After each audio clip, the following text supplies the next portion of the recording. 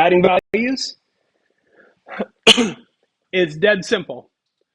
All you have to do is specify a key that doesn't exist already in the dictionary. So for example, on this one, if I wanted to add a department. So if I wanted to add a department, I've got name, age, job, and email in here, but I have no department. So if I want to add a department, I would just say DEMP, department, equals IT. And now when I print that, you can see that department and IT have been added.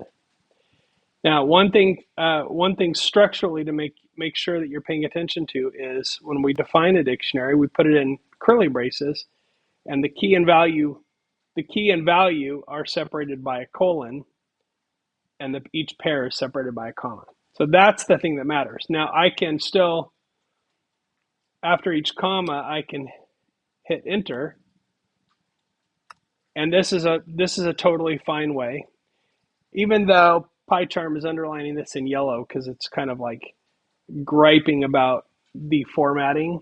This is a perfectly valid, widely used way of looking at a dictionary. If you have a lot going on in a dictionary, it's actually a little easier to track what's what by looking at it this way. So that is adding values, really simple. You just specify a key that doesn't exist. Now, if I specify a key, if department already exists, then what's going to happen, do you think? If department was human resources in there already, and I do this, what's going to happen?